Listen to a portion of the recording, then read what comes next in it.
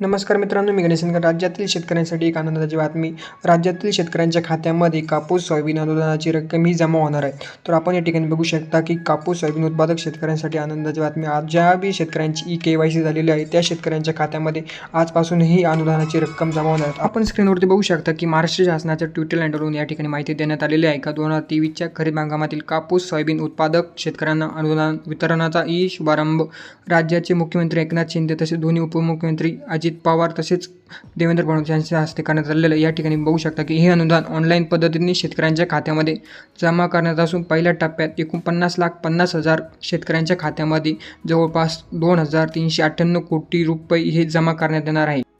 हे अनुदान आहे ते डेबिटच्या मार्फत ट्रान्सफर केले जाणार. त्यामुळे ज्या बी शेतकऱ्यांची KYC झालेली आहे त्याच शेतकऱ्यांना हे अनुदान प्राप्त होणार. जर तुमची KYC झालेली नसेल तर तुम्ही महाराष्ट्र शासनाच्या आपल्या SCJR या वेबसाईटवरती भेट देऊन तुम्ही KYC करू शकता. या ठिकाणी आपण बघू शकता. त्या ठिकाणी तुम्ही OTPच्या माध्यमातून तसेच जर तुम्ही KYC जर तुम्ही जवळपास CSC सेंटरला जाऊन तुमची KYC करून घ्या तर अवश्य तुमच्या खात्यामध्ये कापूस सोयाबीन अनुदानाची रक्कम ही जमा होणार आहे. त्यामुळे लवकरात लवकर KYC कंप्लीट करून. जर तुम्हाला हा व्हिडिओ आवडला असेल तर व्हिडिओला लाईक, चॅनलला सबस्क्राईब करा.